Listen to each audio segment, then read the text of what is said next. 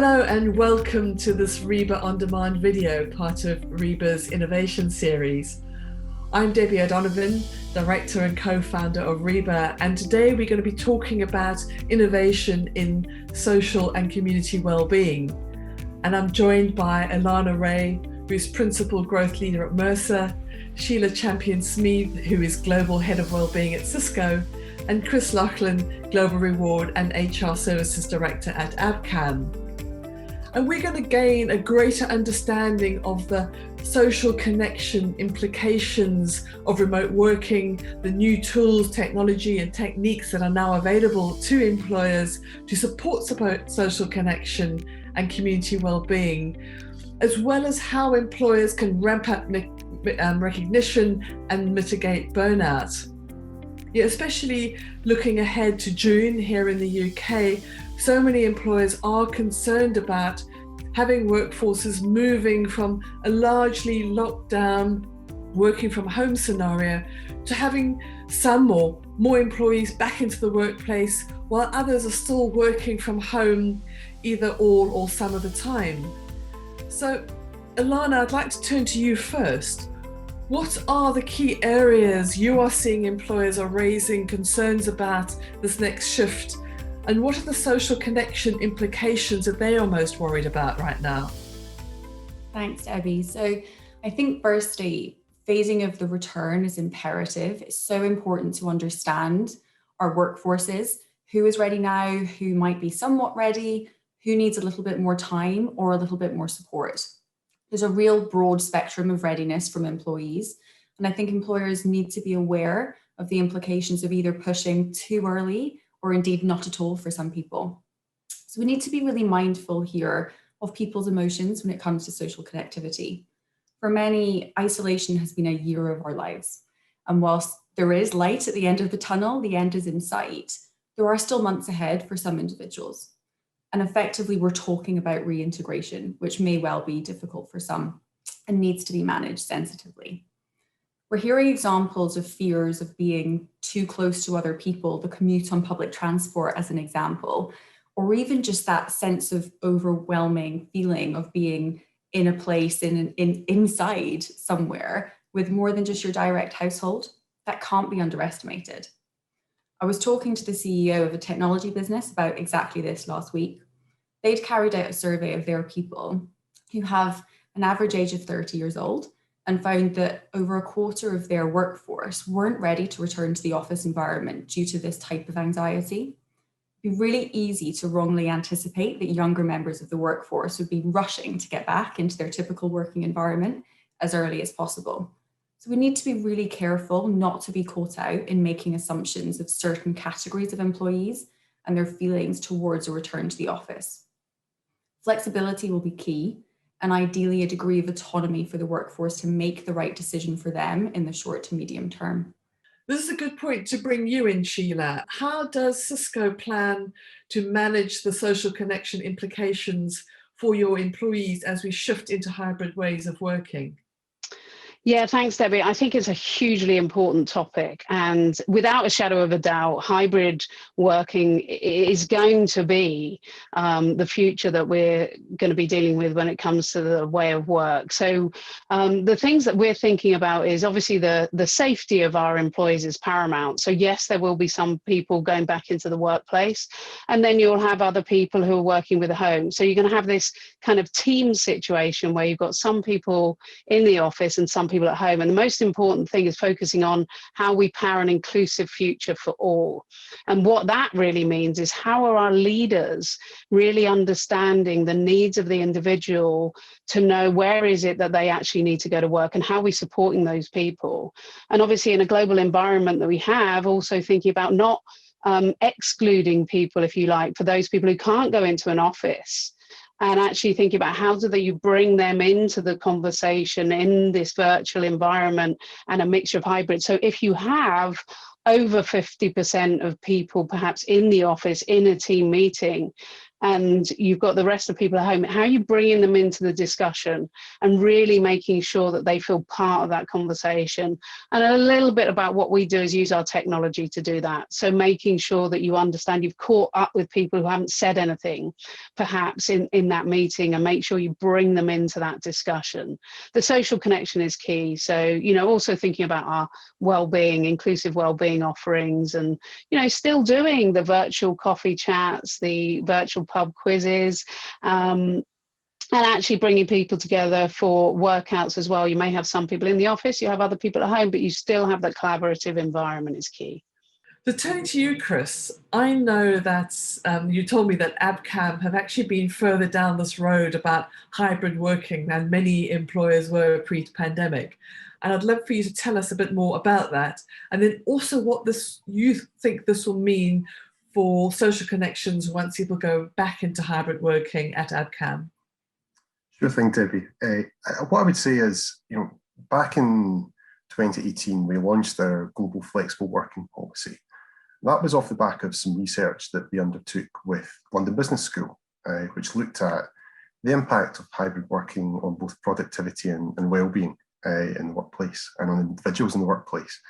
And the results were fantastic. You know, it kind of really showed that, you know, giving people that flexibility to, you know, arrange their working lives, you know, alongside their, you know, their home lives, you know, produced a real, you know, correlation in terms of benefits for the company and for the individual. And I think with regards to that, what I'm excited about is returning to that model moving forwards.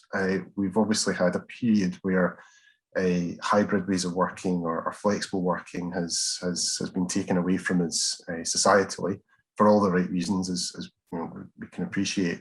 And like most things in life, balance is there's beauty in balance, if you like, and having both opportunity to spend time face to face, but also take advantage of how quickly we've moved to really successful remote ways of working over the last sort of 12 or so months, I think will be key for our, you know, for our success and for everyone's well-being going forward.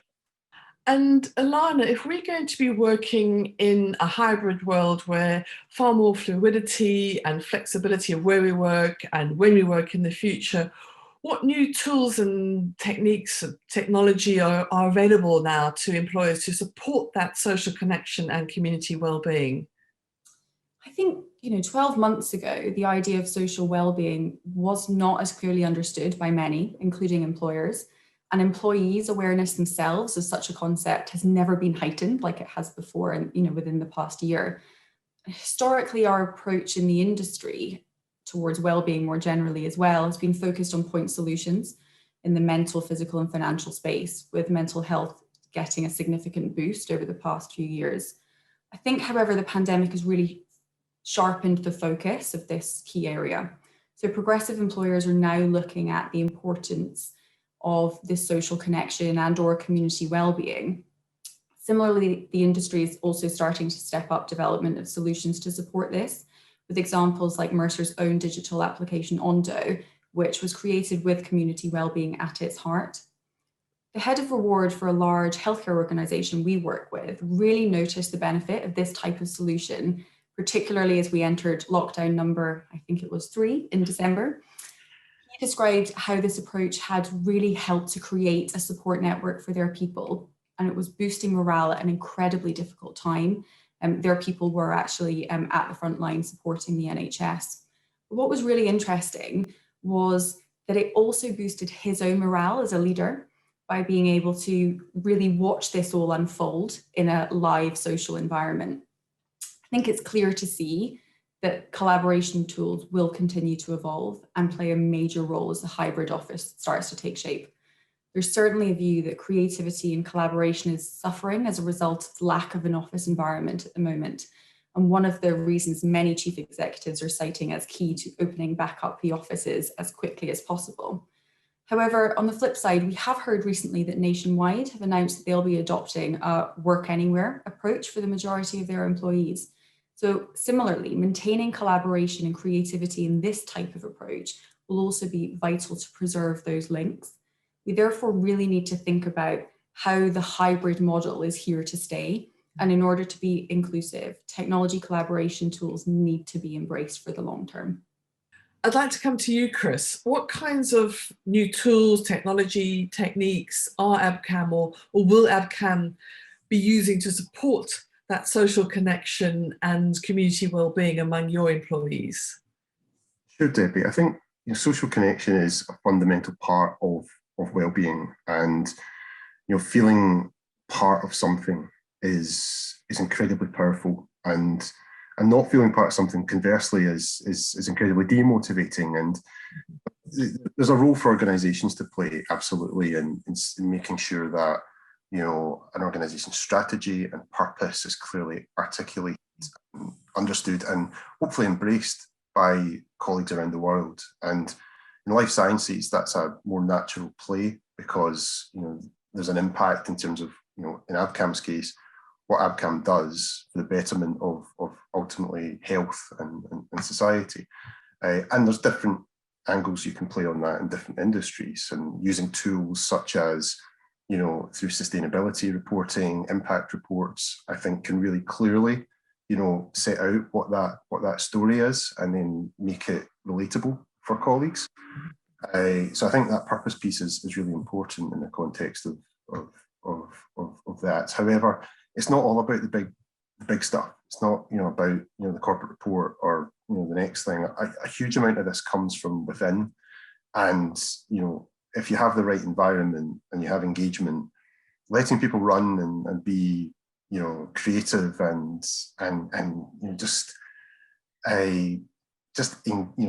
take their engagement and let them go with it for the betterment of everybody. And one great example that I've come across is our Ab Coffee program at Abcam, which one of our colleagues came up with a couple of years ago, and is literally a monthly opportunity to be connected with someone across the Abcam world, whether that's sitting in Germany or America or China or wherever it is, or in a different function. Just having half an hour with them to get to know them, understand what they do, and right now that's virtual. It used to be in person where it's possible, and hopefully we'll return to that, or at least a hybrid model of it. But just those connections just make a real difference the next time you meet that person, or come across them, that you've built something there. And it's one example of it. There's lots of other kind of more organic things that come out of just having an environment that fosters that. But that's a personal favourite for me. Yeah, I think as we go into this new hybrid way of working again, Debbie, it's thinking about a phased approach as well. So we're certainly looking at phases of bringing people back into the workplace, from a 0 to 5% of your business critical employees in the workplace, through to 10 to 15% perhaps coming in who feel like they absolutely need to, and then moving up to a 50% experience where people have a bit of choice and they can go into the workplace. And then hopefully when everybody has the choice to work from anywhere. And as we think about the kind of three categories of people in Cisco that we're thinking about, and actually across the world, we find that there's going to be a work from anywhere type of individual, if you like. And those people might be working from home. They might have a casual office that they've chosen to work from. But those people will basically be thinking about, where is it I need to do my work best? And that's where they'll be working. Then we'll have the resident workers, and they will be people who will have the office space to be able to go to.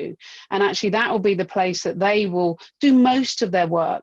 And then we're thinking about these collaboration centers, and thinking about whether a team, a leader or a team or a community is wanting to come together and do brilliant work, or perhaps need to have that team building session that we've been doing brilliantly over a virtual experience. But imagine the power of when you come back together to be able to do those team building experiences as well. So I think it's really important to think, and when doing that, when you have people in the office, again, safety has to be paramount. So bringing in all of the, the testing, we're going to be doing testing for our people within the office, and really making sure people feel safe when they do go back into the workplace as well, is really key. But the social connections, and I come back to thinking about leaders, and how they're truly understanding their people. And there may be some person who really doesn't want to go back into the office, and they don't need to feel that pressure of seeing that half of their team are in the office, therefore, oh my goodness, I need to do it. But if they're concerned about their safety, despite wanting that social connection, the leader needs to be aware of that and give them the permission to work from where they need to work to do their best work as well. And coming back to you, Alana, over the past year, as you mentioned earlier, there's been a much greater focus on the importance of recognition of different employees, as so many workers have all been separated at home. How can employers ramp up recognition for frontline workers, for furloughed workers, for working at home employees and contractors, as well as those that are back in workplaces? I don't think we can underestimate the importance of recognition in the wellbeing model. Again, organizations tend to build around the traditional pillars of wellbeing, but in terms of building a culture of wellbeing, having employees clearly aligned to a strong purpose and being recognized from peers and leaders alike for their contribution will of course have a really positive impact on their overall sense of wellbeing. I think traditional recognition schemes have often centered around financial recognition, incentives and rewards, which whilst have a part and a role to play, what we've really seen being most powerful is a simple thank you. So embracing technology solutions to allow people to thank and recognize their colleagues and leaders for supporting each other whilst aligning to their purpose and value is hugely important and significantly improves engagement within organizations. This aspect has really been massively impacted by the reduced social contact that we've had by being out of typical working environments during the pandemic. Similarly, having implemented this approach for a number of clients, we've really started to understand the importance of leadership buy-in within this. An insurance business we're working closely with has seen engagement in this type of approach go to unprecedented levels, with employees accessing an app type approach 48 times a month. The CEO and leadership being accessible and also being active, recognizing colleagues for their efforts during this difficult time, and also modeling their own vulnerability through the application has been instrumental in creating this level of engagement. Indeed, I've seen this firsthand. Our own leaders within Mercer have been able to extend that virtual arm around everybody, around our people. We're able to connect and recognize colleagues across a really wide geography, now all working from home. And this approach has significantly boosted our own engagement scores as well, actually, since the launch. And turning to Sheila now, how is Cisco using recognition strategies and tools for your frontline, your furloughed, your working from home employees and contractors? Yeah, it's interesting because obviously people working at home, you don't have that same connection that you used to have where you felt in-person recognition that you might be getting from your team leader or your team members. And so for us, we have something called our connected recognition platform, which is where you have peer-to-peer recognition. And there's actually a monetary benefit for doing that. So we've continued that offering to make sure people are recognized. But it's interesting because actually just yesterday, Debbie, a couple of myself and a leader were pinging about how do we actually make sure people feel acknowledged and recognized for going above and beyond at the moment. Because you could sit in a team meeting and feel like you delivered some great work on a virtual experience. But then as you sit back in your home environment, you've got nobody to bounce off that you used to have when you went to the coffee machine or you had a breakout for lunch. And so what is it after that you can do to connect with somebody to actually make sure that they do feel like they've done a brilliant job? So for example, the things that we need to do is ping an email even. I mean, if you want to go basic, ping an email to say you did a fantastic job there. Thank you so much. Or of course, we have our WebEx Teams offering as well. So, also connecting our WebEx Teams. And then perhaps some people are, more familiar with WhatsApp technology or whatever other technology, social connections. Do you know what? Pinging somebody. I've just been through a pretty challenging experience moving home, and my well-being has been challenged beyond belief. But when I was getting texts from some of my team members checking in on me, it was just the most powerful thing that you can do.